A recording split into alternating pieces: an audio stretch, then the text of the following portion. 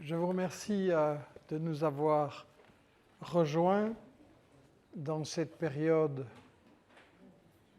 très bousculée, très angoissante, et qui donc justement nécessite qu'on se rassemble, qu'on échange, qu'on mette en commun les impressions, les analyses, les problèmes, et qu'on soit le plus fort possible dans la bataille de l'info.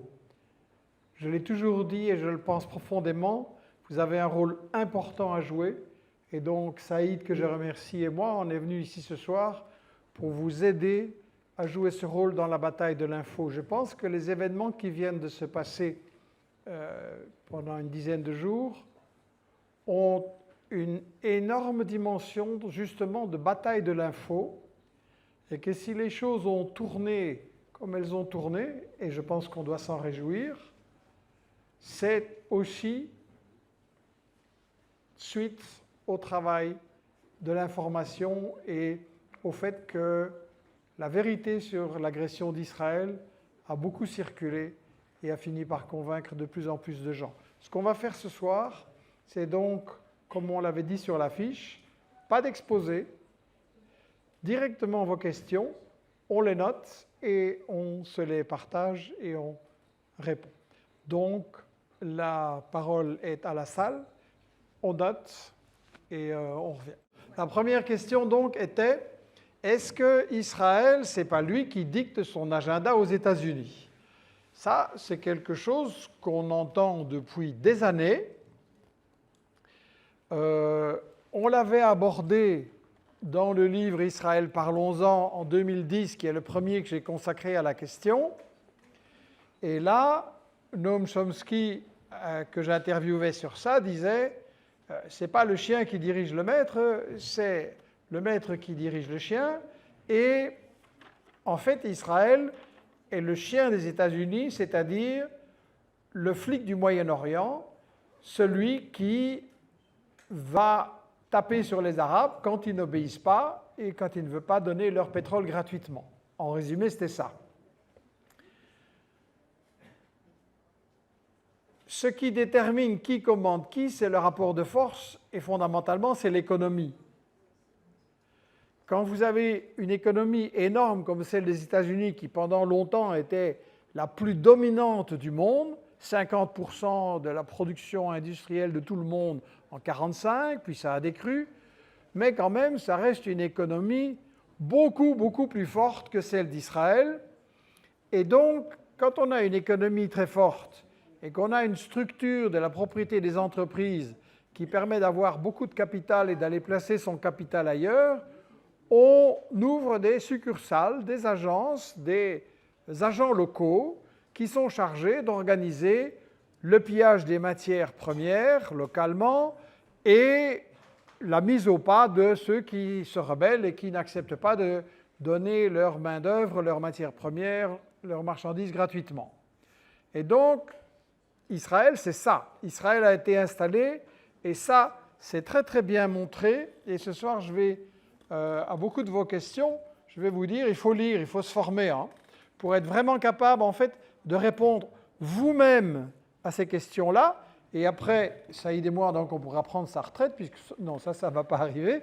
Mais bon, en tout cas, vous serez capable de répondre vous-même à ces questions, parce que si on étudie l'histoire, Saïd, dans ce livre-là, le manuel stratégique de la Palestine et du Moyen-Orient, montre que justement, Israël a été créé pas comme ça par des juifs sionistes qui voulaient faire une colonie quelque part. Oui, c'est vrai, ça existait. Ils avaient d'ailleurs pensé aller au Kenya, ils ont commencé à s'installer en Argentine.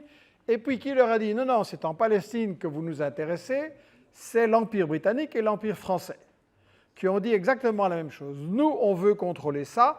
Un, parce que ce sont les routes commerciales vers l'Inde et vers ce qui nous rapporte des fortunes. Deux, parce que c'est au milieu de la nation arabe qu'il faut diviser et empêcher de devenir une nation concurrente. Et trois, parce que le pétrole, en 1916, exploitation industrielle en Iran, pétrole, gaz, etc. Et puis les États-Unis prennent le relais. Et aujourd'hui, les États-Unis, pour des raisons de route commerciale, a bloqué la Chine quand vous regardez les cartes du monde, Brzezinski, mon salaud préféré, le grand stratège des États-Unis, qui avait dit en 97, les États-Unis ont un grand problème, le sort du monde, l'économie du monde se joue en Eurasie, Europe, Asie, c'est là qu'il y a la majorité de la population mondiale, la majorité des richesses, et nous, on n'est pas dans ce continent, dans ce grand supercontinent, et disait-il, on ne peut pas aller faire la police avec notre armée tout le temps, ce n'est pas une manière pour dominer, ça ne va pas marcher. Donc, qu'est-ce que nous devons faire? Nous devons les diviser. Nous devons diviser les Européens entre eux, les Anglais contre les Français et les Allemands. Nous devons empêcher les Français et les Allemands de faire du commerce avec les Russes et de prendre leur énergie. Nous devons les empêcher de faire avec la Chine. Nous devons empêcher que tout ça soit un grand bloc économique, commercial, financier, dont les États-Unis seront exclus parce que c'est là que va se jouer le sort du monde, c'est-à-dire quelle sera la superpuissance dominante. 97, Brzezinski. Et donc, on a maintenant la Chine qui est en train de dépasser les États-Unis, et la Chine a besoin évidemment de routes commerciales, un, pour apporter les produits qu'elle vend à l'Europe, et deux, pour recevoir les matières premières de l'Afrique. Et ça, les États-Unis veulent bloquer, et la Palestine est le carrefour de ça. D'ailleurs, Netanyahou l'a montré à l'ONU avec son fameux dessin, là, où la Palestine disparaissait, il n'y avait plus qu'Israël, et il disait, voilà, nous sommes l'agent des États-Unis pour les aider à contrôler ces routes commerciales. Donc voilà, ça c'est la raison fondamentale, et c'est une erreur de dire, parce que le lobby a une influence, et c'est vrai, mais c'est une erreur de dire, donc c'est le lobby sioniste, le lobby israélien qui commande aux États-Unis, parce qu'en fait, on l'a vu aussi dans cette crise, Israël a joué son rôle de flic, il a décidé, pour des raisons qu'on va analyser, on va maintenant attaquer l'Iran, il était incapable de le faire sans les armes plus fortes, sans les armes et les bombes fournies par les États-Unis, et aussi par la France, la Grande-Bretagne, la Belgique, donc là on a un problème. Il était incapable de le faire sans la surveillance par les satellites des États-Unis et des Britanniques, sans l'aide des bases militaires des États-Unis dans la région, et les États-Unis, en plus, donnent le soutien politique à l'ONU et bloquent les résolutions, donnent le soutien médiatique et aident à répandre le récit mensonger sur Israël, pauvre petite victime qui se défend. Et donc, voilà, les États-Unis sont le chef d'orchestre et Israël est un instrument dans l'orchestre. Et il y en a d'autres. Il y a l'Ukraine, il y a eu la Colombie, il y a l'Éthiopie, il y a des États comme ça un peu partout dans le monde. Les États-Unis ne peuvent pas envoyer leurs troupes partout, on a bien vu que ça ne marchait pas, donc ils ont des proxys, ils ont des agents locaux, et Israël en est un. Et maintenant, on a bien vu, à un moment donné, Netanyahou en panique, on va voir pourquoi, il y a eu des questions là-dessus, Netanyahou en panique, help les États-Unis. Et donc les États-Unis disent, oui, ok, on va aider, mais en même temps, on a compris que ça ne va pas marcher, donc on va faire un coup symbolique. Et donc, Netanyahou n'était certainement pas d'accord, mais il n'a pas eu... on n'a pas demandé son avis, en fait. Hein. Et donc, voilà, c'est très, très important de comprendre la relation. La France aussi a des agents en Afrique, ou en avait, elle est en train de les perdre, mais quand même, elle en a encore. La Grande-Bretagne aussi. Et c'est très important de voir la relation. Il y a des grandes puissances impérialistes, et puis il y a leurs agents. Et c'est une relation comme ça. Et je pense vraiment, dans ce manuel stratégique, il faut le lire pour comprendre, dans l'histoire et aujourd'hui, qui commande. C'est fondamental. Pourquoi? Parce que si on veut savoir sur qui porter nos coups pour que ça s'arrête, on doit savoir que oui, évidemment, il faut critiquer et mettre sous pression Netanyahou et Israël, mais surtout nos gouvernements qui sont derrière, qui sont les vrais responsables de ça. Il y a une raison très simple. Hein. Si Washington, Londres, Paris, Bruxelles arrêtent de donner des armes à Netanyahou, dans les 5 minutes, il doit négocier. On voit bien donc qui dirige. Voilà. C'est un point très important, donc ça, il va me compléter. Oui, je vais te compléter. D'ailleurs, ma réponse, elle porte sur beaucoup d'autres questions. Il y a un aspect qui est incontournable pour comprendre de nombreuses questions que vous avez posées, qui est de bien saisir la place particulière de cette région. Nous ne sommes pas dans n'importe quelle région du monde, et cela n'est pas nouveau. Et tous les stratèges, tous les travaux sur la géostratégie, depuis des siècles, mettent en avant la place particulière de cette région. Elle est à l'intersection de 3 continents. l'Afrique, l'Asie et l'Europe. Dès l'époque des croisades, c'était une des principales routes commerciales. Elle est repérée comme étant un élément de contrôle des flux d'énergie, d'autres matières. Celui qui contrôle la région contrôle une bonne partie du rapport de force mondial. Et ça explique le malheur du peuple palestinien et la hauteur de sa résistance, la beauté de sa résistance et le drame du peuple palestinien, c'est qu'ils ne s'affrontent pas seulement, et cela depuis les débuts de la création de l'État d'Israël, à un État colonial comme a pu le faire le peuple algérien par rapport au colonialisme français. Ils s'affrontent à un collectif de colonisateurs qui ont un outil qui est l'État d'Israël. Vous savez, en matière de colonisation, on a tendance à mélanger toutes les colonisations. Toutes sont affreuses. Toutes sont des colonisations qui n'apportent rien à l'humanité. Toutes les thèses sur l'apport positif de la colonisation, tout cela, je pense que les gens sont convaincus de ça ici. Par contre, on peut aller regarder un peu plus finement les différents types de colonisation.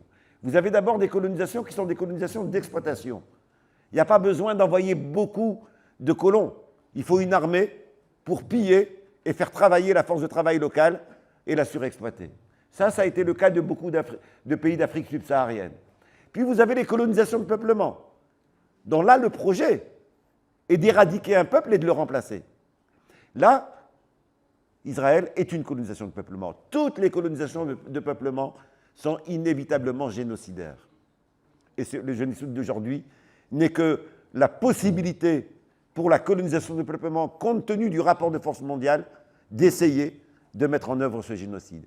Mais il y a surtout le troisième type de colonisation qui a été malheureusement trop peu étudié, qui sont ce que j'appelle les colonisations collectives.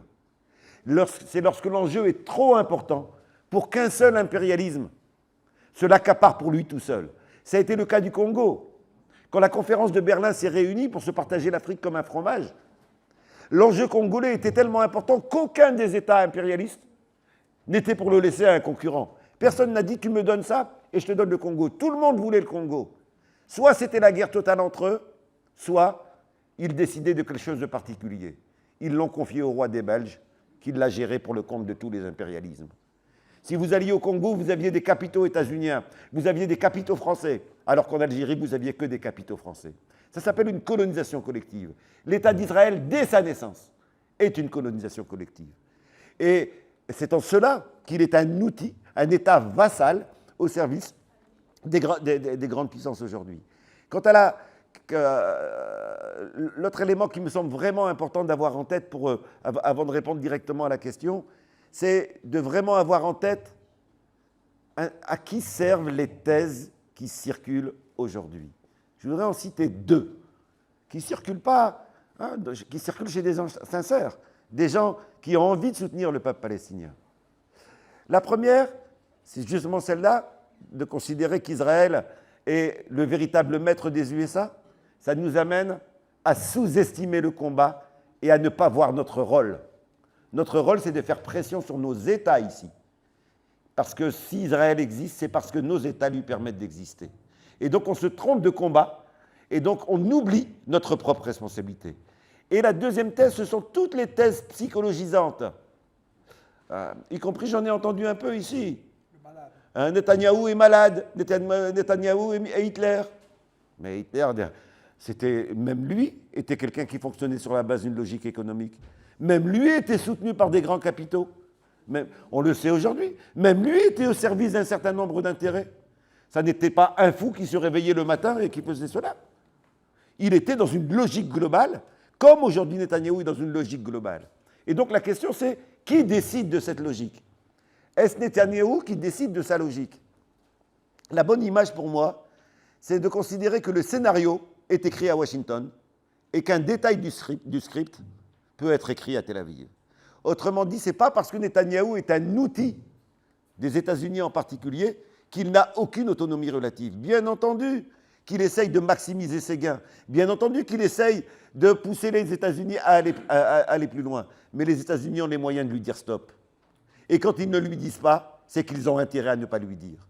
Et donc Netanyahou est un outil, effectivement, et il ne faut pas inverser la situation. La dépendance économique d'Israël vis-à-vis des États-Unis, la dépendance militaire d'Israël vis-à-vis des États-Unis, la dépendance financière d'Israël vis-à-vis des États-Unis, la dépendance diplomatique d'Israël vis-à-vis des États-Unis, font qu'en réalité, on laisse Netanyahou dans son autonomie relative tant que ça ne contredit pas les intérêts états-uniens. Et on l'arrête dès que ça le contredit. Donc je pense qu'il faut vraiment prendre la mesure de cela. Je peux continuer sur une autre question ? Sur la question de la véritable motivation des bombardements en Iran. Je voudrais la résumer en disant qu'il fallait sauver à tout prix le soldat Netanyahou. Autrement dit, nous nous sommes retrouvés, vous avez vu l'accélération de la situation, et comment un Donald Trump qui était menaçant, après laisse un délai de 15 jours avec un ultimatum, et après rompt ce délai, et au bout de 3 jours, fait les bombardements. En réalité, l'évolution de la situation sur le terrain a complètement désarçonné et Netanyahou et Donald Trump. Je pense qu'on s'est retrouvé dans une situation dans laquelle Netanyahou était en échec, en fiasco programmé sur son intervention en Iran. Il y avait eu, comme d'habitude, sous-estimation de la cohérence du peuple iranien et de la volonté du peuple iranien de sauvegarder sa souveraineté nationale. Je pense qu'ils ont été surpris par le patriotisme du peuple iranien. Ils espéraient que cette intervention allait constituer un vent de panique qui allait amener le peuple iranien à se retourner contre ses dirigeants. Ça ne vous rappelle rien ? C'était exactement leur calcul à Gaza. Ils l'avaient dit tel quel. Nous allons arrêter si vous vous retournez contre les organisations de résistance. Et le peuple palestinien ne s'est jamais retourné contre ces organisations de résistance. Et donc, ça c'est le premier élément de surprise. Second élément de surprise, ils se sont aperçus très rapidement que les Iraniens s'étaient préparés à une telle agression. Très vite, on a eu des experts militaires qui ont commencé à s'exprimer sur la situation pour dire qu'il existait un véritable plan de riposte du côté de l'Iran. Le simple fait qu'ils aient commencé par envoyer leurs anciens missiles démodés, qui étaient complètement, qu'on considérait, compte tenu des nouveaux missiles, complètement dépassés, pourquoi ? Pour fatiguer le dôme de fer, pour épuiser les contre-missiles israéliens, et qu'ensuite ils soient passés à des missiles plus sophistiqués, indiquaient qu'ils n'étaient pas seuls.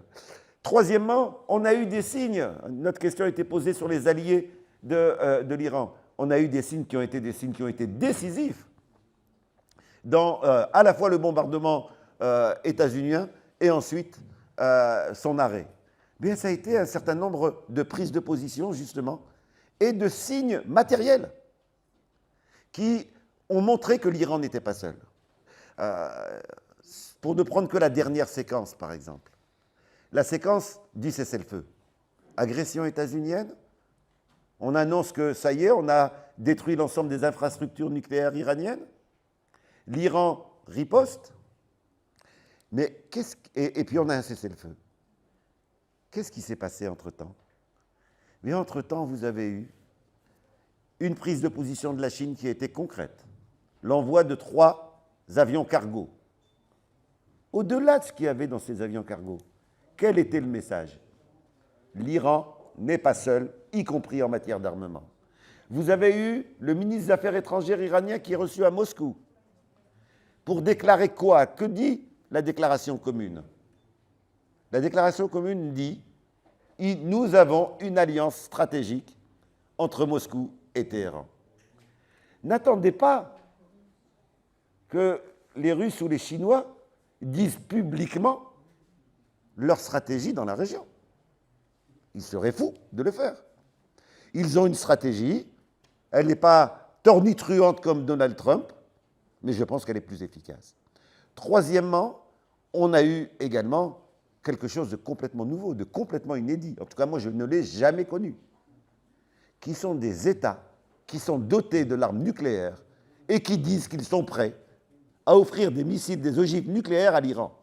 Ça a été la déclaration du Pakistan, mais vous avez entendu la déclaration de Medvedev, le président du Conseil de guerre russe, qui dit « D'autres États, je ne dirai pas lesquels, sont prêts à donner des ogives militaires à l'Iran si l'agression continue. » Et donc on a, à ce niveau-là, eu un Donald Trump et un Netanyahou qui se sont retrouvés dans une situation où il pensait que, pour des raisons de crainte d'une conflagration générale, il y allait avoir recul de tous ceux qui pouvaient soutenir l'Iran, et que du côté du peuple iranien, il y allait avoir un vent de panique. C'est l'inverse qui s'est passé, et je pense que le cessez-le-feu est une bonne nouvelle. Le cessez-le-feu est en réalité le signe du fiasco.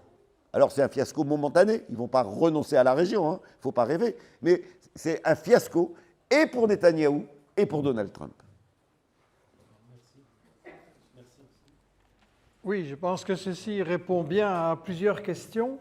Comme Saïd le disait, la question est-ce qu'Israël dicte son agenda aux États-Unis, qui amène la question pourquoi les États-Unis agissent comme ça et soutiennent Israël. Là, je pense qu'on peut enclencher sur la réponse des questions, je les ai numérotées, la 3, la 7 et la 9. Dans la question 3, on nous a dit le droit international, c'est le droit des peuples à disposer d'eux-mêmes et il est universel, sauf pour les Palestiniens. Et la question numéro 9 nous disait la diplomatie et le droit international, quelle place ils ont là-dedans? Clairement, pas grand-chose, puisque le monde a vu une application de la loi du plus fort. Et ça fait un petit temps déjà. On a été éduqués, vous je ne sais pas, mais moi en tout cas dans les années 50-60, l'Europe est le centre du monde, c'est le modèle des valeurs, de la liberté, du droit. Tous les autres peuples doivent nous imiter, à commencer par ces Noirs sauvages et arriérés que nous avons pour mission de civiliser. Donc nous sommes vraiment les meilleurs, the top of the world. On voit maintenant nos agents au Moyen-Orient utiliser comme arme politique le fait d'affamer des enfants, d'utiliser la famine comme moyen de guerre. Est-ce qu'il y a plus barbare, plus répugnant, plus crapuleux que ce que font nos gouvernements, Belgique compris, qui laissent faire et qui disent à Netanyahou « continue le job, vas-y ». Il n'y a pas de sanctions sérieuses. Il n'y a pas de critique là-dessus. On commence, après 1 an et demi, à voir certains ministres qui disent « oui, on pourrait parler de génocide ». Mais alors, on n'a pas besoin de paroles, on a besoin d'actes. Si vraiment vous pensez qu'il y a un génocide, et en plus avec les méthodes les plus barbares, d'affamer et de désespérer des gosses, des enfants de 3, 5, 9, 10 ans, mais vous tous qui avez des enfants, des petits-enfants, pensez un peu comment vous deviendriez fous et prêts à n'importe quoi si on vous fait ça. Et notre gouvernement dit, circulez, il n'y a rien à voir, c'est tranquille, on laisse faire. On est gouverné par des gens d'une immoralité totale qui n'ont plus aucun droit à employer le mot, justement, droit de l'homme, etc. Ça doit être vraiment clair. Et ça, c'est un message que nous devons faire parler très simplement aux gens, avec des photos, circuler sur nos téléphones, montrer tous les représentants des organisations internationales humanitaires de l'ONU, etc., qui sont pourtant des gens nommés par l'Occident, qui n'ont pas des petits salaires, qui en ont déjà vu beaucoup, et ils sont tous en train de nous dire les larmes dans les yeux que c'est inhumain, que c'est monstrueux ce que nos gouvernements sont en train de faire. Ça, c'est votre mission, d'apporter en premier ce message-là, que ça doit vraiment changer. Et pas seulement aux élections qu'il faudra s'en souvenir, mais maintenant tout le temps en les bloquant. Et donc, en fait, on doit comprendre que le droit, ces gens-là, ils l'utilisent de façon très secondaire. Ils l'utilisent contre les sauvages pour leur dire « voilà tes obligations, voilà les lois que tu dois respecter », mais eux sont au-dessus de ça pour la raison bien simple, c'est que ce n'est pas le droit qui dirige le monde des relations internationales, c'est l'économie, c'est le profit. Et donc, il n'y a pas de crimes devant lesquels ils vont reculer. d'autant plus que c'est leur survie. S'ils ne sont pas en train d'exploiter ces matières premières, d'autres vont le faire et ils vont avoir un grand problème de concurrence. Et donc, on doit vraiment être capable d'expliquer que la racine de la guerre, la racine de ces méthodes abominables qui sont employées, c'est le profit maximum, la volonté des multinationales de contrôler les richesses et de dominer le monde.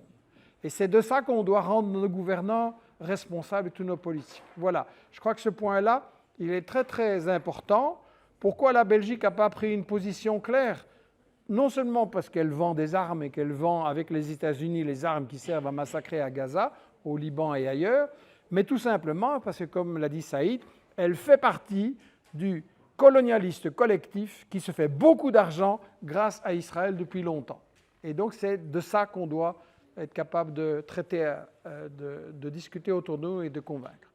Voilà, je crois, certaines des questions auxquelles j'ai essayé de répondre. On a posé aussi une question précise. Est-ce que vraiment l'Union européenne va donner des millions à Israël?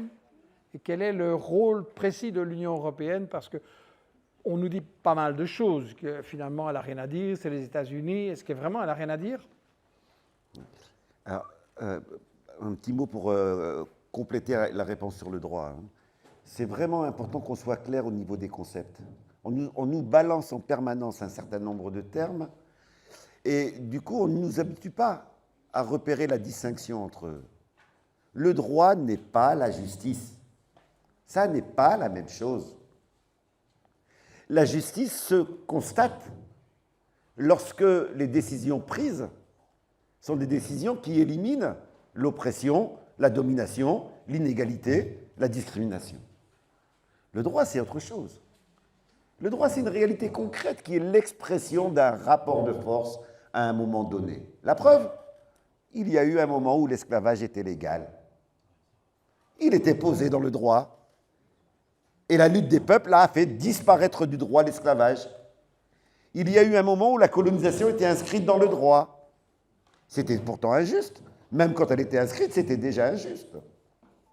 Et c'est la lutte des peuples qui a dû enlever cette clause. Donc le droit international exprime à la fois des avancées liées à la lutte des peuples qui ont posé dans le droit international des choses qui sont correctes, mais aussi comporte des éléments qui sont réactionnaires, qui sont posés par les dominants. Le simple fait qu'on ait un Conseil de sécurité avec 5 puissances dans le monde qui peuvent bloquer des décisions collectives, c'est une règle de droit international. Elle est scandaleuse. Elle est scandaleuse. Elle donne le pouvoir à 5 puissances de déterminer si on va condamner Israël ou non, et le veto états-unien suffit. Donc c'est important de bien distinguer les deux. Sur la question de l'Union européenne, je pense qu'il faut là aussi, je vais être un peu sévère avec nous-mêmes, il faut qu'on renonce à la naïveté en politique internationale. L'Union européenne n'a jamais caché ses positions. Je voudrais vous donner juste sa dernière. On est dans quel contexte? On est au milieu du film des bombardements israéliens contre l'Iran, sur le territoire iranien. Le G7 se réunit. Dedans, il y a tous les pays de l'Union européenne, plus l'Union européenne. Ils se réunissent. Et quel est leur communiqué? Israël, ça commence par ça. Israël a le droit de se défendre. C'est ceux qui étaient en train d'agresser. Deuxième élément, le danger pour la région, c'est l'Iran, qui est terroriste, alors qu'elle est en train de se faire agresser. Troisième élément, nous demandons à l'Iran d'éviter toute initiative qui pourrait conduire à une escalade. Alors qu'on est dans un moment dans lequel il y a une agression ouverte et violation du droit international par Israël. Donc l'Union européenne n'a jamais eu de position ambiguë. C'est nous qui avons envie de croire, en réalité. Mais il faut arrêter avec les faux espoirs. L'Union européenne prend des positions correctes lorsqu'elle est obligée par son opinion publique.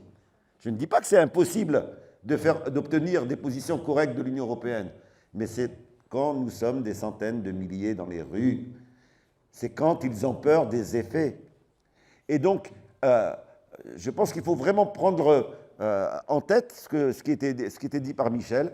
L'Union européenne a des intérêts à sauvegarder dans la région, et ces intérêts sont aujourd'hui liés à l'État d'Israël. Oui, pourquoi, je voudrais aussi répondre à la question, pourquoi l'Iran n'a pas négocié un cessez-le-feu qui incluait la bande de Gaza. Je pense que la contribution de l'Iran aujourd'hui à la résistance palestinienne et à la pression sur Netanyahou, c'était d'abord de tenir lorsqu'elle est agressée. Vous ne pouvez pas être sur une logique de l'absolu. Chacun des États, en fonction du rapport de force, compte tenu de l'ampleur des attaques, eh bien, élabore ses stratégies. Du côté de l'Iran, je pense que le simple fait d'avoir contraint Netanyahou et les États-Unis à un cessez-le-feu, c'est le plus grand apport qu'ils pouvaient faire au peuple palestinien aujourd'hui. Pour le reste, eh bien, la lutte va continuer. Oui, j'aimerais compléter ce point de l'Iran que je partage. J'ai eu l'occasion dans la dernière année d'aller 2 fois à Téhéran et d'avoir des entretiens avec des gens influents qui étaient d'ailleurs très très intéressés d'apprendre comment on manipule l'opinion ici et comment se déroule la bataille de l'information. Donc on m'avait invité un peu à faire des conférences sur les médias mensonges, la propagande de guerre. J'avais fait des exposés sur la guerre en Ukraine et le livre qui est là-bas, Ukraine, la guerre des images. Et donc j'avais expliqué comment ça avait fonctionné, l'endoctrinement de la population européenne là-dessus. Et donc ça les intéressait beaucoup. Et j'ai eu beaucoup le plaisir d'ailleurs de voir que le numéro 1 là-bas a dit « La guerre, elle est médiatique » récemment. Et je pense qu'ils l'ont bien appliqué. Leur com international n'est pas toujours top, mais là, je pense qu'ils ont quand même travaillé intelligemment. Et donc, l'Iran s'est retrouvé dans une situation compliquée. Hein. Il ne faut pas sous-estimer son rôle. Les armes qui ont été utilisées par le Hamas et les autres groupes de résistance à Gaza ne tombaient pas du ciel. Hein. Les armes qui ont été très performantes, qui ont été utilisées par le Hezbollah au Liban et qui ont beaucoup ajouté aux difficultés d'Israël, ne tombaient pas du ciel. Dans la région, il y avait des filières, et c'est clair que la Syrie était un point de passage, et donc le coup assez brillant que les États-Unis et Israël et la France ont réussi, bon plutôt la Grande-Bretagne que la France, ont réussi en Syrie, a clairement rendu les choses beaucoup plus compliquées, et on l'a un peu vu sur le terrain. Donc, on peut dire évidemment à l'Iran, yaka, mais il y a toute une série de choses qu'on ne connaît pas bien nous ici, mais qu'on peut quand même voir, c'est que ce qu'on a appelé l'axe de la résistance, auquel il faut évidemment ajouter le Yémen et certaines forces en Irak, c'est ça qui a quand même embêté énormément les impérialistes. Et si tout le rapport de force a changé, si les résistants de Gaza ont osé se lancer dans cette offensive qui a démasqué Israël, qui a déjà commencé à démasquer le mythe de l'invincibilité de l'armée israélienne, s'ils ont réussi à faire ça, c'est qu'il y a eu de l'aide, hein, il y a eu du soutien. Alors évidemment, quand on connaît la situation internationale, quand on sait que des pays sont placés sous des sanctions, et quand j'ai été en Iran 2-3 fois, j'ai dit, tiens, les pistaches là que j'achète qui sont délicieuses coûtent 2 fois plus cher qu'à ma visite précédente. Ah ben oui, c'est comme ça. Et donc, le peuple, il souffre beaucoup parce que la monnaie est soumise à une pression énorme et il y a des profiteurs qui en profitent. Et donc, la situation est difficile. Et on ne doit pas sous-estimer d'ailleurs. Et les États-Unis et les autres ont d'ailleurs joué sur cette idée en disant, voilà, il y a du mécontentement en Iran à cause de la pauvreté, à cause de certaines bureaucraties et corruptions. Il y a des problèmes dans ce pays-là comme dans d'autres. Donc, on va comme l'a dit Saïd, semer la panique, terroriser, et ils vont se soulever et ils vont renverser leur dictateur. Là, on est dans l'arrogance habituelle. Chaque fois, je ne sais pas ce qu'il y a, donc ils sont quand même un petit peu malades dans leur tête aussi quand même, il y a ce problème psychologique de l'arrogance, on est les plus forts, on n'a qu'à taper, ils vont tous avoir peur, etc. Et ça leur joue des tours. Hein. C'est un facteur qui a joué aussi dans ce qui s'est passé. Ils se sont lancés dans un truc beaucoup plus gros les yeux plus grands que le ventre, quoi.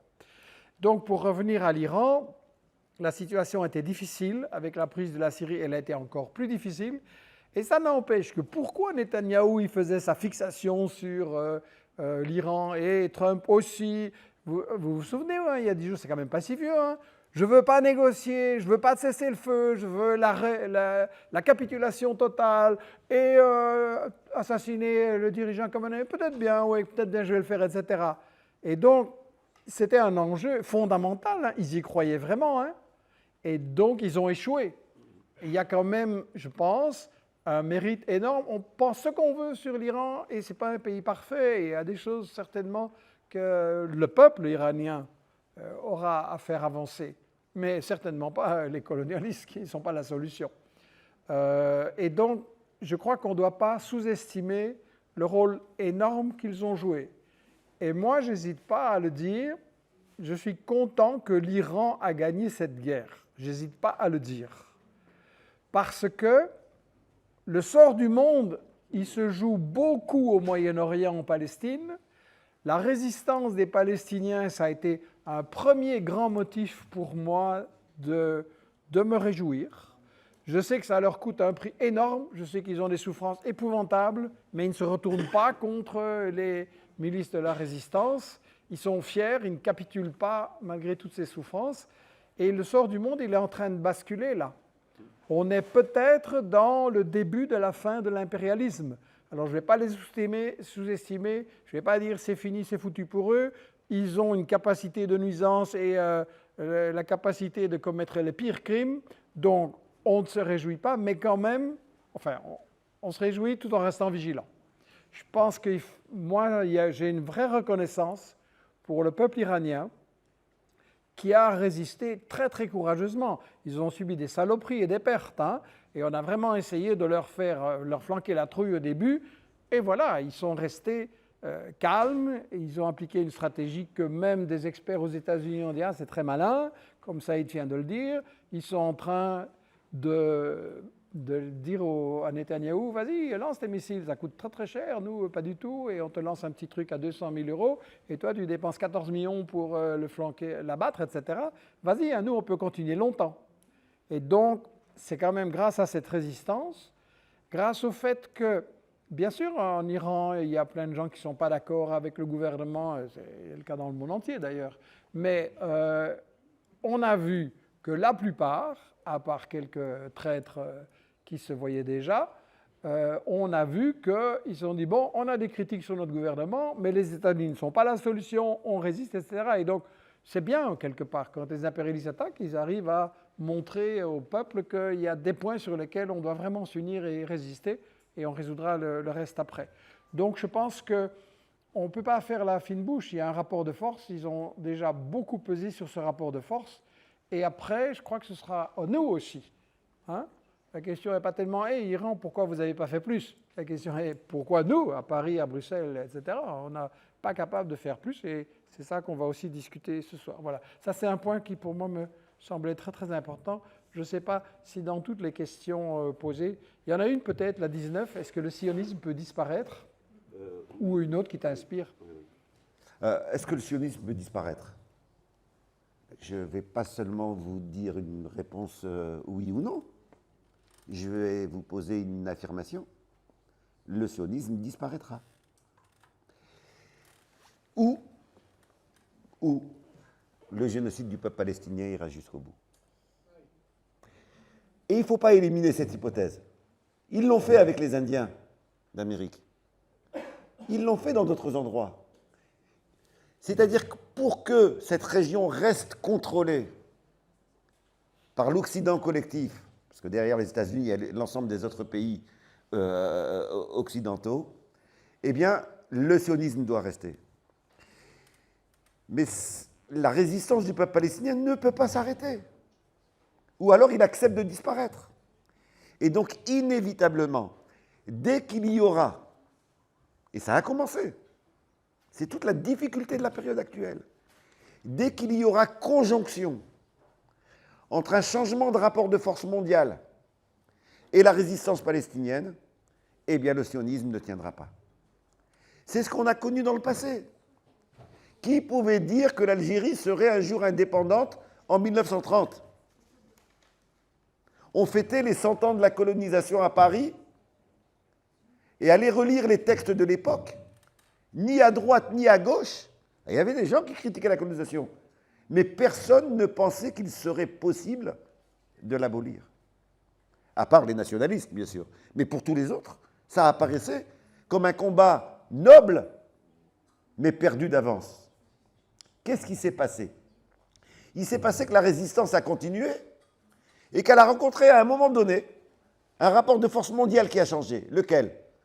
Celui d'après la Seconde Guerre mondiale, la défaite du nazisme, la naissance des aspirations à la libération nationale, une Union soviétique qui défendait les indépendances nationales, la montée de la Chine. Et à ce moment-là, eh bien, les indépendances qui étaient considérées comme impossibles sont redevenues possibles. C'est la même chose avec le sionisme. L'évolution du rapport de force mondiale dépend de la situation au Moyen-Orient, mais la situation au Moyen-Orient dépend aussi de l'évolution de la situation internationale. Personnellement, je suis persuadé que si le 7 octobre a été possible, c'est-à-dire que les organisations de résistance qui étaient en train de disparaître, parce que les accords d'Abraham, parce que l'encerclement du peuple palestinien, parce que, rappelez-vous, le 6 octobre, on ne parlait plus du peuple palestinien. C'était plus à l'ordre du jour international. Ça n'apparaissait plus dans les démarches diplomatiques. Et les accords d'Abraham se signaient les uns après les autres, etc. Eh bien, si le 7 octobre a été possible, il était nécessaire depuis longtemps, mais s'il a été possible, c'est lié à quoi ? Ben, c'est lié que le monde avait changé, qu'il y avait une dimension multipolaire, qu'il y avait des soutiens possibles qui n'existaient pas auparavant. Ça pose d'ailleurs, dans la suite de ce que disait Michel, la question du bilan de l'Iran, hein, du bilan de cette guerre. Personnellement, quand je disais que c'était pour moi une victoire des peuples, que ce cessez-le-feu, c'est tout simplement parce qu'il faut se poser la question, dans quel état serait le monde avec une défaite de l'Iran aujourd'hui ? Quelles auraient été les conséquences dans le rapport de force mondiale ? Quels auraient été les effets sur les stratégies états-uniennes ? La volonté d'aller plus loin, d'intervenir encore plus fort. Quels auraient été les effets sur ceux qui s'opposent aux États-Unis, la Chine, la Russie, etc., les BRICS ? Il est clair que le cessez-le-feu en Iran vient montrer que l'hégémonisme dominant ne peut plus tout faire. Il a en face de lui des résistances. Il y a des rapports de force qui le bloquent. Il ne renonce pas à ses super profits. Il ne renonce pas à s'accaparer les richesses du monde. Mais il doit tenir compte désormais de contre-forces, de résistance, de points d'appui pour les peuples. Et ça, c'est quelque chose d'énorme. Oui, sur l'Union européenne et l'armement. D'abord, je pense qu'il faut qu'on se prépare tous à une véritable campagne durable contre ces budgets d'armement. J'apprenais en venant dans les embouteillages qu'il y avait eu au gouvernement ou au Parlement belge la décision d'augmenter de 2%. Et ils se demandaient s'ils n'allaient pas se faire engueuler dans leur réunion, puisque l'Union européenne a accepté les 5%.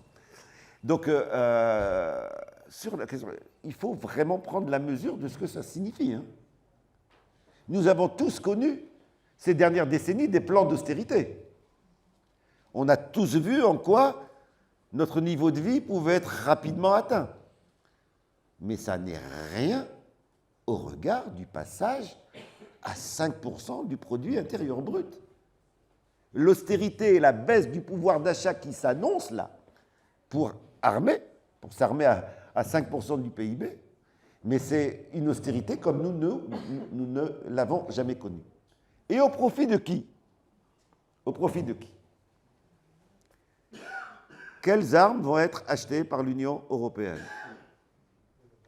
Mais il suffit de regarder la structure des armées européennes pour s'apercevoir que Trump, en imposant ces 5%, a créé un nouveau marché pour ces entreprises d'armement. La structure des armées européennes les rend dépendantes de l'armement états-unien. D'ailleurs, je ne sais pas si vous avez vu les déclarations de Dassault, qui commence à se plaindre. Parce qu'il sait très bien que ce n'est pas lui qui va récupérer ces 5%. Et donc, sur la question de l'armement, oui, ils ont la volonté de s'armer massivement. Ça va nous coûter très cher au niveau des peuples. Et ça va profiter essentiellement au niveau économique aux États-Unis. Mais surtout, il faut se poser la question, connaît-on dans l'histoire de l'humanité des moments d'armement, d'accélération de l'armement aussi rapide qui n'ait pas débouché sur une guerre? Nous n'en connaissons pas. Tous les discours qu'on nous tient sur « on s'arme pour ne pas faire la guerre », c'est ça le discours dominant, hein? Il faut s'armer pour être dissuasif. Tout ça, c'est du mensonge. Hein? À chaque fois que nous avons connu une accélération aussi rapide de l'armement, ça a débouché sur la guerre. Oui, je vais enchaîner sur la question de l'Ukraine et des fameux 5%. Augmenter notre budget, ils appellent ça défense, mais ça c'est le mot le plus mal, qui convient le plus mal à des attaques. Le budget, c'est pour acheter les armes qu'a dit Saïd et attaquer les enfants de Gaza, tuer au Liban, tuer en Ukraine, obliger ces pauvres Ukrainiens à continuer à sacrifier leurs hommes soldats pour une guerre qui ne va rien leur rapporter, qui va détruire leur pays et qui va seulement enrichir les multinationales de l'armement et autres des États-Unis. Et donc, il y a un travail à faire là-dessus. Et sur ce livre « Ukraine, la guerre des images » qui est là dans notre stand, j'aimerais bien vraiment que vous le regardiez aussi. Avec le collectif Test Média d'investigation, oui, c'est ce livre-là, hein, vous avez la tête de Biden et de Poutine qui est là-bas derrière qu'on est en train de vous montrer. J'aimerais bien que vous le regardiez aussi. Je pense qu'il faut se former sur tout ça. Et évidemment, on est avec une très grande mobilisation sur la Palestine et le Moyen-Orient, et j'en suis vraiment très content. Mais on va rester faible tant qu'on ne sera pas capable de montrer qu'au fond, c'est la même guerre qui se déroule en Ukraine, c'est la même guerre qui se déroule en Libye, en Syrie, au Niger, au Mali, au Burkina, dans d'autres formes, à Cuba, en Colombie, etc. C'est la même guerre partout. Et la guerre en Ukraine est très très importante parce qu'elle poursuit les mêmes objectifs que la guerre contre les Palestiniens et les peuples arabes, c'est-à-dire la domination mondiale des multinationales US, le profit maximum, l'exploitation maximum des ressources. Et donc, on doit être capable, chacun qui est ici dans cette salle, il doit être bon sur la question de l'Ukraine et être capable de montrer qu'on nous a menés en bateau. Et donc, il faut un peu se former, mais ce n'est pas compliqué. Et il faut expliquer les mensonges qu'il y a eu et les intérêts qui ont justifié cette guerre. Et pour ceux qui sont croyants, utiliser l'exemple du pape François, qui avait, et pour les autres aussi d'ailleurs, moi je l'emploie tout plein, qui avait bien expliqué, bon, la réaction de Poutine sur l'Ukraine, ça ne va pas, pas bien fait, mais disait-il, je me pose des questions, pourquoi il a fait ça? Et la réponse est, disait-il, les aboiements de l'OTAN aux portes de Moscou. La guerre en Ukraine s'explique, par un coup d'État qui a amené des gens, des Netanyahou locaux au pouvoir à Kiev, avec des troupes nazies, héritières de la mentalité de la Seconde Guerre mondiale, des troupes nazies qui, entre parenthèses, étaient radicalement raciste, anti-juif, antisémite à fond, mais là, ça ne dérangeait pas parce qu'ils tapaient sur les Russes et ne tapaient pas sur les Israéliens. Et donc, cette guerre-là, le pape François avait tout à fait raison de dire, c'est l'expansion de l'OTAN, c'est l'expansion des États-Unis qui viennent placer leurs missiles aux portes de Moscou pour affaiblir la Russie. Et le but fondamental, c'est de voler les ressources importantes de la Russie et de la Sibérie, bien sûr, le pétrole et le gaz là, mais aussi d'empêcher un commerce entre la Russie et l'Europe. Et là, il y a un argument très simple qu'on doit utiliser pour que les gens se posent des questions. On avait un gazoduc qui amenait du gaz bon marché en Allemagne et l'industrie pouvait tourner avec une énergie bon marché facile, etc. Et on le fait sauter. Les États-Unis, Biden dit oui, oui, je vais le faire sauter, il le fait, et on dit non, non, c'est sûrement les Russes. Et donc, on doit être capable de montrer avec des exemples très simples comme ça que la même bataille se déroule à deux différents champs de bataille. On doit être capable de montrer aussi que le Niger, le Mali, le Burkina, c'est la même question avec la dimension de l'Afrique qui veut son électricité, son uranium bon marché, donc pas payé. On doit être capable avec des exemples très simples.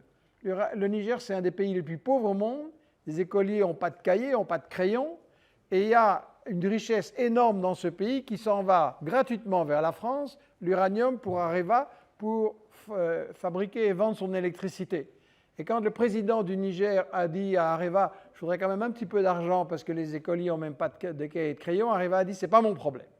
Ça, c'est des choses très simples que vous devez pouvoir expliquer autour de vous et faire comprendre qu'on est dans la même guerre partout et que, je reviens aux 5%, les 5%, ils vont être utilisés pour aller taper sur les gens du Niger, du Mali et du Burkina ou sur les gens au Moyen-Orient où partout il y aura des peuples qui résisteront à nos multinationales. Et les 5%, ils vont aussi être une injustice énorme envers les gens d'ici. On a déjà de plus en plus à se poser les questions comment on va finir le mois, quel choix est-ce qu'on va faire, on donne à manger aux enfants, ou on va chez le dentiste, ou on part en vacances, on ne pourra pas faire le tout. Et qu'est-ce qu'on est en train de nous dire? Vous allez devoir sacrifier votre sécu, c'est-à-dire que les retraités, les chômeurs auront moins. Et le calcul a été fait qu'un ménage belge, en moyenne, je sais que les moyennes sont trompeuses, mais bon, en moyenne, un ménage belge va devoir sacrifier 6 000 € par an pour cette augmentation du budget. Vous avez 6 000 € à perdre, vous, sur l'année? Mais dites ça aux gens autour de vous, on va te prendre énormément pour aller acheter des avions et des missiles qui vont en plus semer la terreur partout et les injustices qui vont que le monde va être fâché sur nous et que de temps en temps, on va ramasser encore un attentat comme on a eu à Paris ou à Bruxelles. Ça, c'est la conséquence. On ne peut pas empêcher qu'en poussant les peuples au désespoir, il suffit d'un ou deux qui se disent « bon, ben, je vais leur faire payer ». Ils n'ont pas protesté quand on me massacrait, donc je fais la même chose. Et donc, voilà, cette histoire, c'est fondamental et c'est très très important d'être capable d'expliquer sur ces différentes guerres. Il y avait une question aussi qui a porté sur l'extrême droite israélienne. C'était la question numéro 22. Alors, l'extrême droite israélienne, elle existe, c'est un courant important dans le sionisme depuis le début, et on va pas nier que ça existe, mais il ne faut pas non plus faire une fixation là-dessus et penser que le problème, c'est parce que Netanyahou, il est otage de ces deux ministres fascistes, là, ouvertement fascistes, et que sinon, ça irait mieux. Dans le livre « Israël, les 100 pires citations », vous voyez qu'il va falloir étudier, hein, mais c'est vraiment important, ça va vous être utile. Dans le livre « Les 100 pires citations », comme j'en avais marre d'être traité d'antisémite chaque fois que je critiquais Israël, j'ai décidé, je l'ai déjà dit, de faire un bouquin dans lequel je donne la parole uniquement aux dirigeants israéliens, aux dirigeants sionistes avant Israël et aux dirigeants israéliens depuis 1948. Ils disent eux-mêmes les crimes qu'ils commettent. Et là-dedans, on voit qu'il y a eu dans le sionisme années 20, 30, 40, deux tendances. Et après aussi. Une tendance fasciste, ouvertement, directement inspirée d'Hitler et des méthodes des nazis, qui disait on va coloniser pas seulement la Palestine, mais quasiment tout le Moyen-Orient. Donc, c'est ce que j'appellerais le programme maximum. On va coloniser tout ça par la violence à fond. Et ça, c'était la tendance Jabotinsky, dont, entre parenthèses, le père de Netanyahou était son secrétaire. Donc. Mais il y avait une autre tendance, la tendance, entre guillemets, de gauche, qui était des partis socialistes, dont certains sont encore en relation avec des partis socialistes ici en Europe, c'est hallucinant. Et cette tendance-là, elle disait non, non, il faut y aller plus calmement, parce que, et ça c'était Ben Gurion, si on y va trop vite, on n'aura plus le soutien des Occidentaux, on verra les crimes, et donc on prend ce qu'on nous donne, et à partir de là, on s'en sert comme base, chaque fois qu'il y a moyen, on agrandit notre territoire. Et hop, 67, on triple le territoire, et après, vous voyez ce qu'ils font avec les Cisjordanie, discrètement, il y a toujours un prétexte. Et maintenant, ils sont en train de prendre un morceau de la Syrie, sous un prétexte, bien entendu, c'est-à-dire se défendre des terroristes qu'ils ont eux-mêmes favorisés et installés. Donc, ce couple-là, aussi, méchant flic, gentil flic, ils sont tous les deux dans la logique du sionisme. Il y a juste une question de vitesse et de tactique, mais ce n'est pas fondamental. Et les grandes guerres, les grands crimes ont été commis par des sionistes de gauche, entre guillemets. Donc, voilà, on ne pense pas qu'on doit faire une fixation là-dessus. Alors, je regarde les différentes questions. J'ai envie de laisser certaines questions sur l'information, la bataille de l'info et que faire comme conclusion, mais tu as peut-être vu des questions pas encore répondues. D'abord, sur le lien que vient de faire Michel, vous avez repéré la dernière intervention du ministre russe Lavrov, qui fait exactement le même lien. Lavrov dit ce qui se passe au Moyen-Orient et ce qui s'est passé en Ukraine, c'est la même dynamique mondiale qui y conduit. Autrement dit, ce sont les mêmes acteurs. Je pense qu'il faut vraiment qu'on mesure bien ce qui s'est passé avec la chute de l'URSS et le séisme que ça a entraîné de manière durable sur les rapports de force internationaux. Pour la première fois dans l'histoire du capitalisme et de l'impérialisme, nous nous sommes retrouvés avec un monde, je dis bien pour la première fois, avec un monde qui avait une seule puissance hégémonique. Au début du capitalisme, il y en avait deux, qui se servaient de contrepoids l'une l'autre. C'était la France et la Grande-Bretagne. Après la Seconde Guerre mondiale, on a eu l'Union soviétique, la guerre froide, qui servait de contrepoids à l'hégémonisme dominant.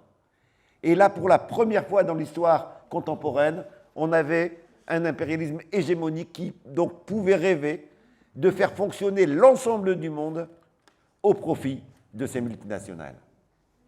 Et à ce moment-là, la question qui était posée, et dans le livre, je donne un certain nombre d'exemples, qui étaient posés au sein de l'établissement états-unien, c'était comment faire durer cette situation de rente? Comment allons-nous faire pour que ça dure? Et c'est de là que sont nés les plans de recomposition d'un certain nombre d'États. La conclusion de leur question, c'était si nous voulons rester l'hégémonisme unique, nous devons faire éclater un certain nombre d'États qui, par leur taille, leur richesse ou leurs dirigeants, peuvent s'opposer à nos intérêts. Et nous avons eu l'élaboration d'un véritable plan de chirurgie sociale et politique où on allait découper des États et des nations. Sur le Moyen-Orient et l'Afrique, on a des pays qui ont été cités. 7 pays étaient prévus. 6 d'entre eux ont fait l'objet de guerres et sont aujourd'hui balkanisés. Mais qu'est-ce qui s'est passé dans l'encerclement de la Russie par l'Ukraine et par l'OTAN? C'était quoi le projet qu'il y avait derrière? C'était la même chose. Faire éclater la Russie, comme on a fait éclater la Yougoslavie. Autrement dit, cette démarche-là, si on ne l'arrête pas, eh bien, il n'y a aucun des pays suffisamment, qui sont un enjeu, qui peut se prétendre protégé. Et en ce sens-là, les intérêts du Moyen-Orient et du peuple russe sont bien entendu convergents, et je pense que et les Iraniens et les Russes l'ont compris. Ça n'est pas un hasard que des pays ayant des systèmes sociaux différents, comme la Russie, la Chine, l'Iran, se retrouvent en convergence dans les BRICS. Qu'est-ce qui explique cette convergence alors que l'un se dit capitaliste, l'autre se dit socialiste, le troisième se dit islamique, république islamique? Qu'est-ce qui fait cette convergence? C'est une convergence objective d'intérêt et de survie. Et donc, la balkanisation, c'est le projet de l'impérialisme parce que c'est la seule manière pour eux de maintenir leur hégémonie. Vous aurez compris que derrière, vous avez la même chose quand on vous parle de Taïwan, quand on vous parle des Ouïghours, quand on vous parle d'un certain nombre de questions comme ça. Posez-vous toujours la question des conséquences derrière. C'est la remise en cause des États-nations. C'est l'éclatement d'États-nations pour mieux dominer. Il y avait une question sur le détroit d'Ormuz. Je crois que ça a été l'annonce par l'Iran qu'il se défendrait, et c'est assez surprenant de voir que les peuples retrouvent les mêmes mots, parce que je ne pense pas que le ministre iranien qui l'a dit ait lu Malcolm X, les mêmes mots que Malcolm X, qui nous dit « l'Iran se défendra par tous les moyens nécessaires ». En fait, je pense qu'effectivement, lorsqu'un peuple décide de résister, il retombe sur cette phrase, voilà, par tous les moyens nécessaires. C'est exactement ce qu'ont dit les Palestiniens, il faut qu'on se défende par tous les moyens nécessaires. Et dedans, il cite, bien entendu, le blocage du détroit d'Ormuz. Je pense que pour Trump, à partir du moment où le Parlement iranien vote la possibilité, et même la nécessité, de bloquer le détroit d'Ormuz, il a vu l'ensemble des conséquences que ça pouvait provoquer. Le détroit d'Ormuz, c'est 25% du commerce pétrolier, ou gazier, je crois, et 20% du commerce... Non, je ne sais plus dans quel sens, gaz et pétrole. En tout cas, dans les deux cas, c'est une dimension importante. Imaginez que, et bien entendu c'était prévisible, que les Houthis bloquent également les passages sur leur territoire. Bien, on se retrouve avec une situation dans laquelle le commerce mondial est complètement perturbé. Les Iraniens ont été très prudents et très tactiques. Moi, je les ai trouvés maîtrisant très bien la dimension du tempo, puisqu'ils ont effectivement fait la menace, mais ils ne sont pas fous. Bloquer le détroit d'Ormuz, c'est aussi avoir des conséquences pour des alliés, comme la Chine, etc. D'ailleurs, vous avez entendu, c'est assez rigolo, comment Trump s'est adressé aux Chinois. Nous demandons aux Chinois de demander aux Iraniens de ne pas bloquer le détroit d'Ormuz. Il est poli. Oui, il est poli. Voilà où on est aujourd'hui. Mais en tout cas, ça indique l'importance de ce détroit, mais ça indique surtout qu'il y a des armes qui n'étaient pas encore utilisées, c'est-à-dire que l'Iran avait une stratégie de montée en puissance dans sa stratégie de défense, et que cela montrait, c'était en lien avec cela. Il y avait une autre question sur la position du Maroc. Dans la stratégie que je soulignais tout à l'heure, de balkanisation et de maintien d'une hégémonie unique sur la planète, les États-Unis ne sont pas naïfs. Ils savent, comme d'ailleurs les Anglais quand ils étaient la puissance hégémonique, ils savent qu'ils ne pourront pas, par leur seule force armée, contrôler tous les endroits de la planète. Il faut donc produire, constituer, créer des États vassaux, des États dont la fonction est de contrôler une région. Israël est un État vassal pour le contrôle de tout le Moyen-Orient. Le Rwanda, qui agresse le Congo, est un État vassal pour le contrôle de toute la région des Grands Lacs. Et il y a effectivement une volonté de faire du Maroc un élément de contrôle pour l'ensemble de la région d'Afrique du Nord et d'Afrique de l'Ouest. Sinon, les États-Unis savent très bien qu'ils ne pourront pas contrôler l'ensemble de la planète par une intervention directe. Il leur faut donc des supplétifs qui permettent de faire cela. J'espère que le peuple marocain réussira à arrêter cela, parce que bien entendu, cela passe par des déstabilisations dans la région, que ce soit en Afrique de l'Ouest vis-à-vis de l'AES, ou que ça soit vis-à-vis du voisin algérien, c'est-à-dire qu'on nous prépare de nouveaux conflits aujourd'hui. Sur le Maroc, j'aimerais signaler que Saïd est l'auteur non seulement du manuel stratégique de la Palestine, mais aussi du manuel stratégique de l'Afrique, en 2 tomes, où chaque région, il y a 5 grandes régions en Afrique, y compris le Maghreb, chaque région est analysée avec son passé, ses enjeux en ressources et en zone stratégique, et aussi l'impact des colonialistes, des États-Unis, des néocolonialistes, etc. Et donc, il y a beaucoup à apprendre sur les raisons du régime marocain pour commettre cette trahison scandaleuse de coopérer avec Israël de très près. D'ailleurs, j'ai entendu qu'il y avait des pilotes marocains qui auraient participé aux attaques contre l'Iran. Et donc, on sait que le peuple marocain, ici et là-bas, il ne marche pas du tout avec ça. Et donc, il y a une fameuse responsabilité par rapport à un régime qui trahit les intérêts de son peuple, qui trahit la nation arabe, qui trahit l'ensemble des peuples colonisés en servant comme ça d'instrument aux colonialistes et aux colonialistes les plus violents et les plus barbares. Donc, je pense qu'il y a intérêt à se former.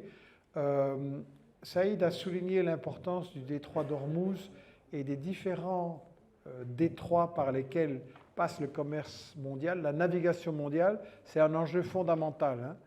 Les océans, ce n'est pas simplement ce qui est entre les terres importantes. Les océans sont eux-mêmes l'enjeu fondamental et leur contrôle. Et ça, on l'avait annoncé dans le livre que j'avais fait des interviews avec Mohamed Hassan en 2011, La stratégie du chaos. On analysait justement les relations stratégiques entre les États-Unis et les vieux colonialistes français notamment, et l'ensemble du monde arabe et musulman. Donc il y avait là-dedans le Maghreb, le Mashrek, et on avait une carte au milieu du bouquin, vous allez voir, il y a l'océan Indien qui est défini comme étant la zone où le sort du monde va se jouer et où les États-Unis vont essayer de bloquer les routes maritimes et notamment de contrôler le détroit d'Ormuz et les différents endroits où les peuples aussi peuvent bloquer la navigation des impérialistes, comme le Yémen l'a fait. Le Yémen était dans le bouquin, la carte, et donc on a, disons, une satisfaction à voir que les choses qu'on avait annoncées en 2011 se sont réalisées et se réalisent encore maintenant. Donc je pense que c'est important de comprendre la logique qu'il y a là derrière. J'ai tenu à jour la comptabilité des questions encore à répondre. Et il y en a une que, évidemment, on ne peut pas laisser passer, c'est la question de l'antisémite. Forcément, on ne va pas passer à côté. Donc la question était, est-ce que ce n'est pas les Arabes, les Sémites, et est-ce que ce n'est pas le monde à l'envers? D'abord, il faut se poser la question des descendants des Hébreux qui habitaient en Palestine. Croit-on vraiment que la composition actuelle de l'État d'Israël, ceux qui sont considérés comme citoyens israéliens, seraient des descendants des Hébreux? Mais les descendants des Hébreux, c'est les Palestiniens d'aujourd'hui. Certains se sont convertis à l'islam, d'autres sont restés juifs, d'autres se sont convertis au christianisme, mais les véritables descendants des Hébreux, ce sont les peuples qui habitaient sur place. Encore une fois qu'on a dit ça, ça ne veut pas dire qu'il faut mettre tous les Israéliens à la porte. C'est juste répondre par rapport à la question qui est sémite, que ceux qu'on présente aujourd'hui comme victimes de l'antisémitisme ne sont pas les descendants des Hébreux. La seconde question qu'il nous faut poser, c'est la fonction de ce discours sur l'antisémitisme. Parce que c'est ça la véritable question.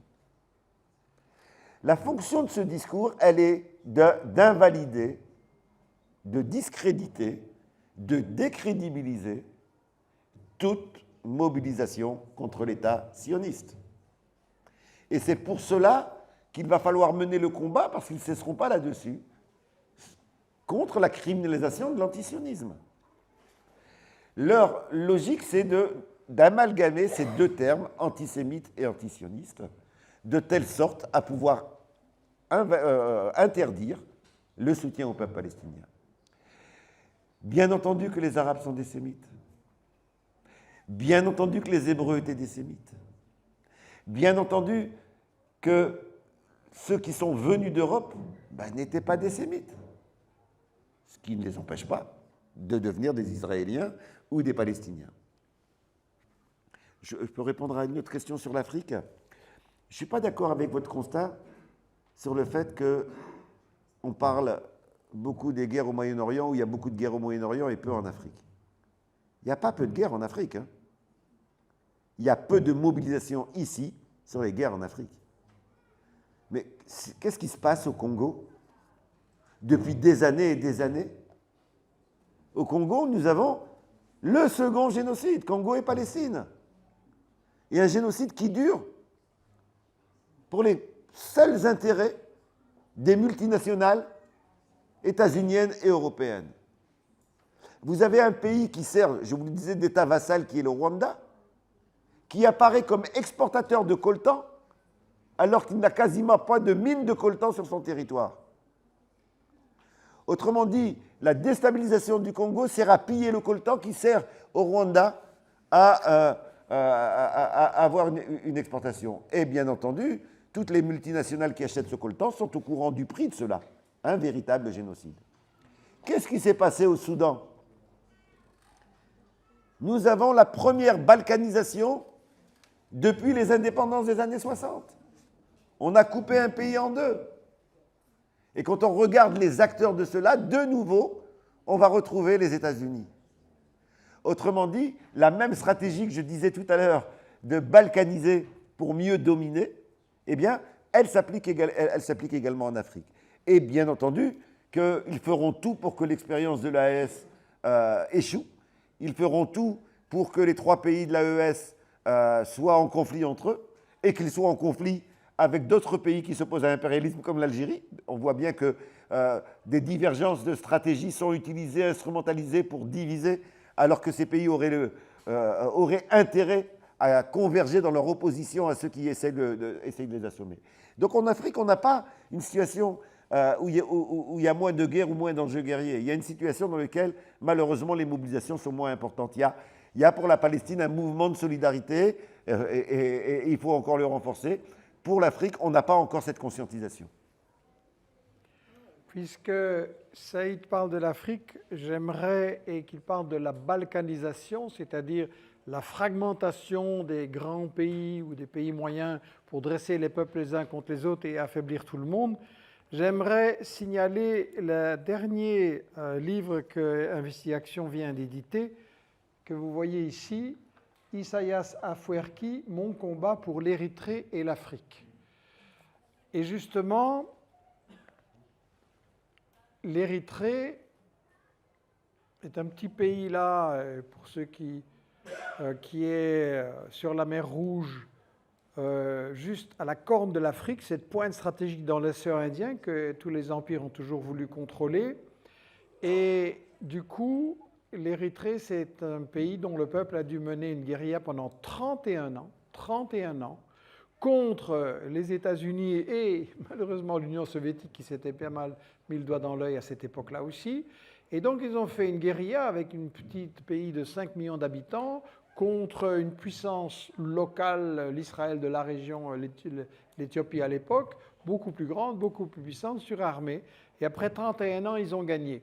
C'est un bel exemple et je pense que nous devons aussi présenter des messages d'espoir et des messages de réalisation positive quand nous discutons avec les gens, parce qu'on entend ça souvent, oui, mais ça ne va jamais changer, la nature humaine, blablabla, tu vois, ils sont trop forts, on ne vaut rien, etc.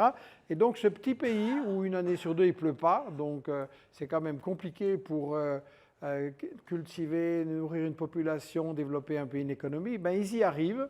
Et donc, on a eu l'occasion, mon partenaire et moi, d'aller rencontrer le président Isaias Afwerki et de faire des interviews sur voilà, comment vous vous débrouillez pour l'agriculture, pour la santé, pour l'éducation. Il y a encore des nomades dans ce pays, donc ce n'est pas évident pour faire les soins de santé, l'éducation, etc. Ils y arrivent. Ils résistent à... C'est un pays avec 6 nationalités, 4 grandes religions, plein de pays voisins qui sont dans des situations dramatiques, notamment avec l'intervention d'Israël, au Soudan par exemple, des choses comme ça.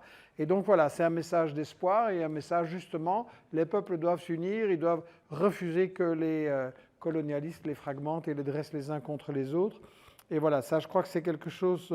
qui peut donner de l'espoir et qui est important. C'est un peu le Cuba de l'Afrique, au fond, et je Je crois que c'est un message à apporter. Il y a une question qui a été posée à laquelle on n'a pas encore vraiment répondu, et je vais le faire très brièvement parce qu'on pourrait y passer la nuit, c'est la question sur la démocratie.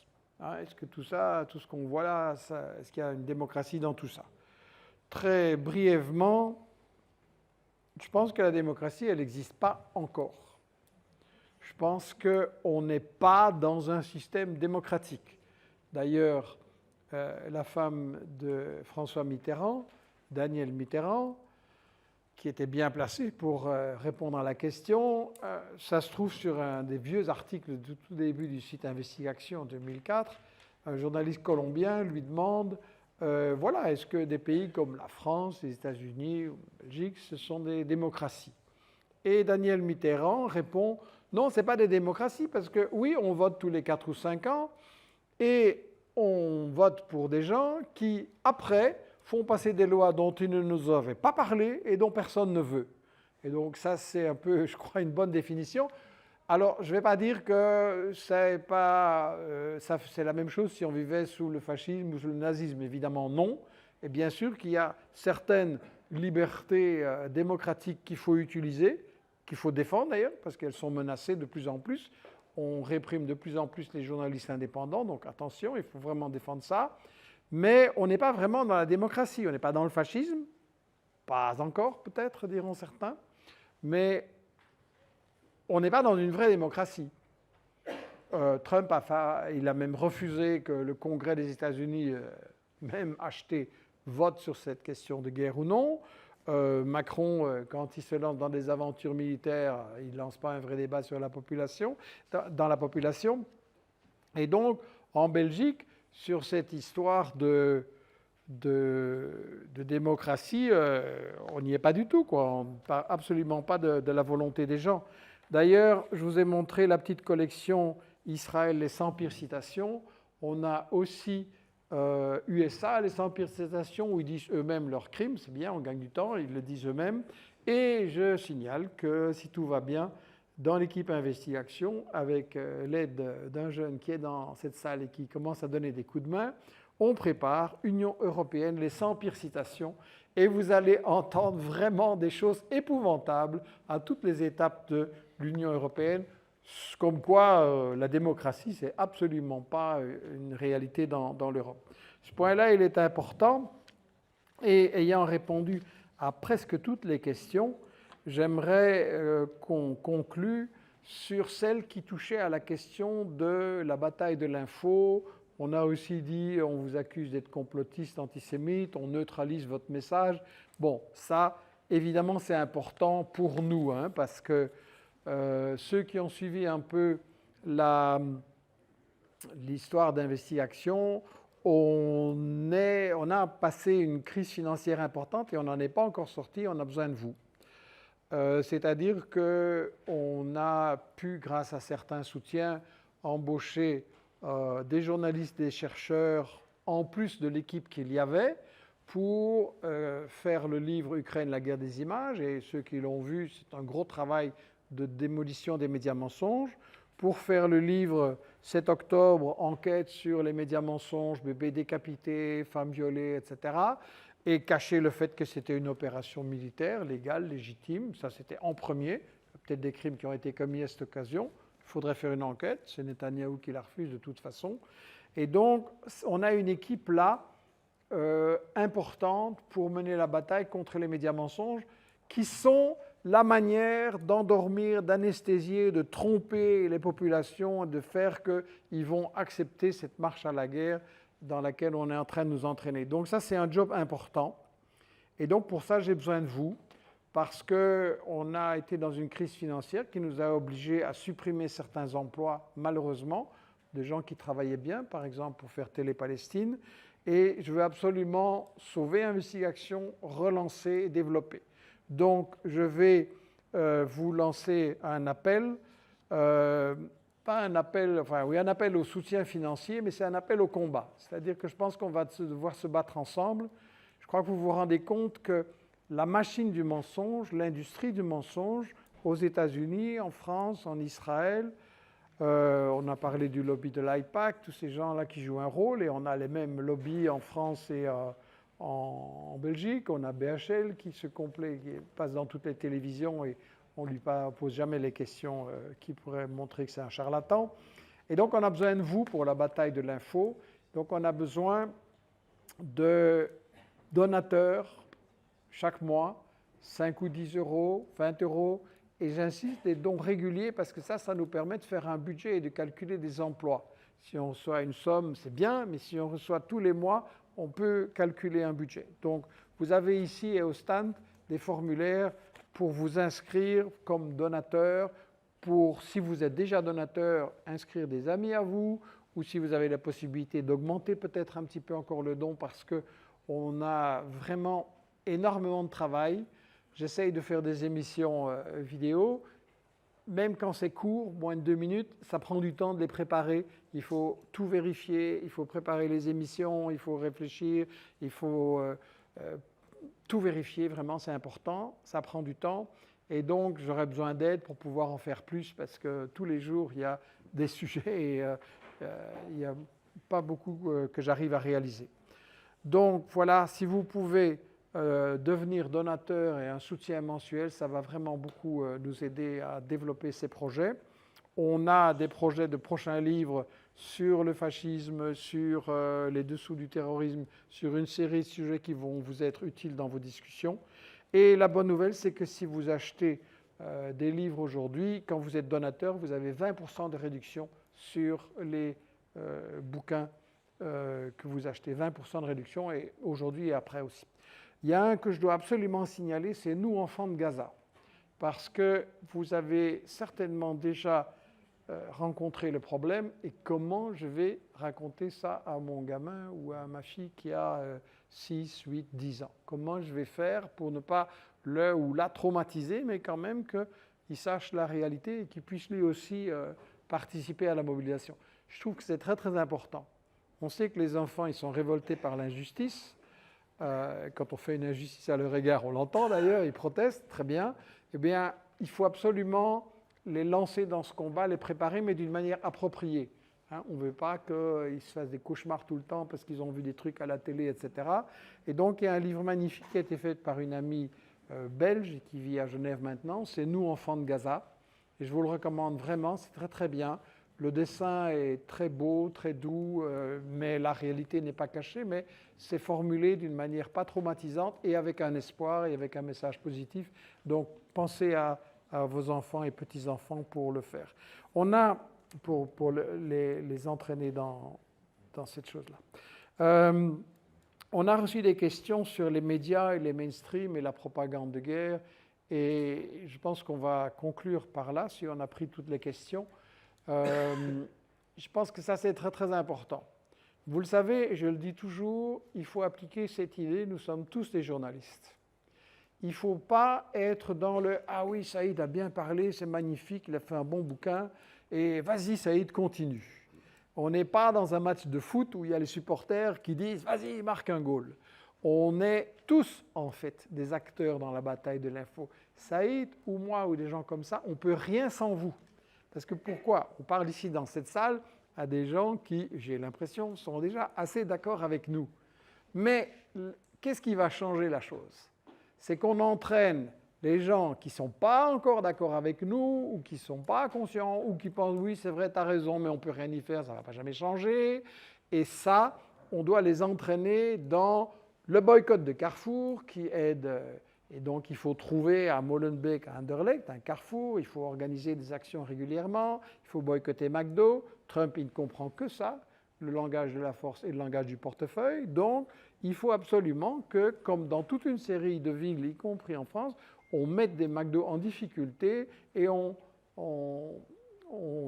emplaçait d'ailleurs l'appel des Palestiniens. Toute la société palestinienne a dit boycotter, pas tous les trucs qui sont avec Israël, sinon il n'y a plus moyen de vivre, mais boycotter quelques produits clés, McDo, Carrefour, très important, les génériques Teva dans les pharmacies. Regardez toujours bien le générique qu'on est en train de vous mettre et si c'est Teva, vous dites bien haut, non, non, pas Teva, il finance le génocide, donnez-moi un autre produit s'il vous plaît. Et donc, je pense qu'on doit trouver le moyen d'agir dans la bataille de l'info. Et concrètement, le moyen c'est quoi? 1, se former. être capable de répondre sur les faits, de montrer l'histoire, de montrer d'où viennent les problèmes. Ça passe jamais à la télé. Le Gaza, ah oui, c'est le 7 octobre, c'est le Hamas. Ah bon? Et avant ça, pendant 75 ans, un génocide à petit feu et discrètement, ça, c'est pas un problème. Et donc, on doit être capable de montrer l'histoire, de montrer d'où viennent les problèmes, de montrer que ce n'est pas un problème entre juifs et arabes là-bas quelque part, c'est un problème de nous, nos gouvernements qui ont décidé qu'il fallait Israël, qu'il fallait des crimes, et ça, c'est notre bataille de l'info au quotidien. Alors, il faut le montrer d'une manière adaptée. Vous n'allez évidemment pas pouvoir faire une conférence de 2 heures où on prend le temps, où on explique tout ça avec certains mots, etc. Et donc, il faut faire un travail de réfléchir qui je vais essayer de convaincre à mon boulot, en faisant attention si nécessaire, parmi les amis, club sportif, maison de quartier, les voisins, une fête de famille, sur les réseaux, mais la discussion réelle, c'est vraiment important. Qui je vais essayer de convaincre, qui je vais essayer d'amener petit à petit dans une position et puis dans l'action. Ensuite, comment je vais le faire? Et là, la méthode est importante. Il ne faut pas commencer tout de suite, Netanyahou est un salaud, et alors vous ramassez, non, c'est le Hamas qui est des salauds, ils ont décapité les enfants, etc., et on se met en colère et c'est fini. Il faut être capable d'écouter les gens, qu'est-ce qu'ils disent, qu'est-ce qui les a influencés, demander quels sont les médias qu'ils ont suivis, et essayer en les ayant bien écoutés, de partir avec eux à la recherche des faits. Toi, tu dis ça, tu as entendu ça, moi, j'ai entendu une autre version. Allons vérifier sur Internet ceci ou cela. Pour vérifier, il y a une chose pour aider à discuter au quotidien avec les gens, il y a une mesure que je recommande vraiment. Quand vous avez lu un bouquin, reprenez-le. Prenez sur une feuille de papier quels sont les points importants du bouquin pour bien les assimiler, comme un étudiant qui passe un examen. Et ensuite, mettez sur votre téléphone, dans chaque livre, 5 pages clés de chaque bouquin. Ça peut être une citation bien dégueulasse de Ben Gurion, etc. Ça peut être une carte géographique, ça peut être la réfutation par les Israéliens eux-mêmes du mensonge des femmes violées. Voilà, vous mettez sur votre téléphone des pages clés, et quand vous êtes dans une discussion, même à l'improviste avec quelqu'un, toi tu as eu cette info, moi j'ai eu celle-là, regarde un peu, et allons vérifier ensemble, voyons les deux versions et vérifions ensemble. Ça, c'est ce que j'appelle la démarche active dans l'info. Quelqu'un a dit on est tous des consommateurs d'infos, et je comprends bien, c'est vrai, on travaille, on rentre, on est crevé, il faut les occuper à manger, les enfants, on a juste envie éventuellement de regarder un petit truc à la télé et puis de se reposer, et voilà, on n'a pas la capacité, mais il faut que justement l'information, ça ne soit plus un truc qu'on consomme et qu'on dit « ah c'est dégueulasse » ou alors « je revends ma télé », ce n'est pas la solution non plus. Regardez ce qu'ils ont montré aux gens, ce qui les a influencés, et ensuite discutez-en le lendemain pour dire « il y a une autre version, on t'a caché ceci et cela ». Et si les gens se rendent compte qu'on a manipulé leur information, alors là, vous allez les avoir avec vous dans toute une série de discussions, et c'est très très important, comme je l'ai dit, d'être capable de le montrer sur Gaza, sur l'Iran, sur l'Ukraine, sur le Niger, sur le Mali surtout. Voilà, ça c'est, je pense, quelque chose de très très fondamental, et je suis vraiment convaincu que nous avons la capacité de changer le rapport de force dans la bataille de l'info. On a vu au Moyen-Orient ceux qui étaient David vaincre Goliath et remporter des points importants. La bataille n'est pas finie, on sait qu'ils vont continuer à attaquer avec des autres méthodes, mais on a remporté des victoires. Donc ça nous donne aussi de l'espoir et de la confiance dans notre capacité à chacun, chacune qui est ici dans cette salle, de remporter des victoires au quotidien contre l'industrie des mensonges pour la bataille de la vérité et d'une société pacifique pour nos enfants. Merci à vous.